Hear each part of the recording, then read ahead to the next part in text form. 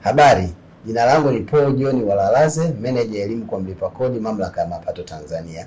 Kipekee tunawashukuru sana walipa kodi kwa jinsi wanavyolipa kodi zao kwa hiari. Mwaka huu wa fedha 2025-2026, Mamlaka ya Mapato Tanzania tumeendelea kufanya vizuri kwa miezi yote hii, tumevuka malengo. Hatujatumia nguvu, tumetumia muda kukaa na wewe mfanyabiashara, wewe mlipa kodi ambao umelipa kodi zako kwa hiari.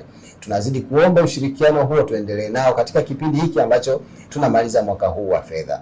Kuna mambo mbalimbali ambayo mwezi huu wa sita tunakumbushana na wewe mlipa kodi mzalendo ili uweze kuyatekeleza, tuweze kumaliza mwaka salama. Mwaka huu wa fedha 2025-2026, kumbuka kwamba unaisha tarehe 30 ya mwezi huu wa sita.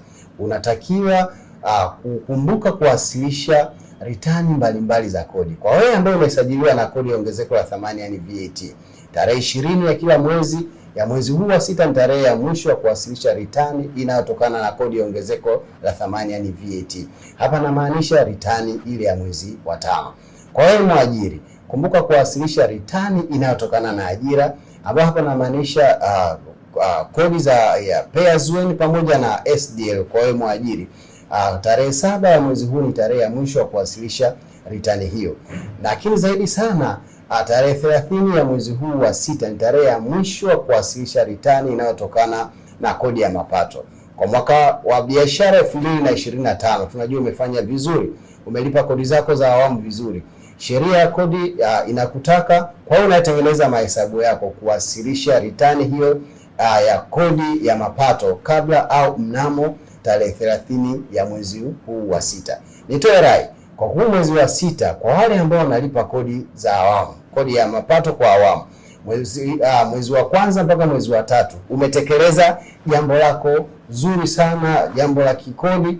Umetekeleza sheria ya kodi kwa kuwasilisha makadirio yako kwa wakati. Baada ya kuwasilisha makadirio yako kwa wakati, umelipa kodi yako kwa awamu. Mwezi huu wa sita tunakumbushana kuendelea kulipa kodi hiyo ya awamu ya pili kwa mwaka huu 2026 na kuendelea kutimiza wajibu wako kisheria.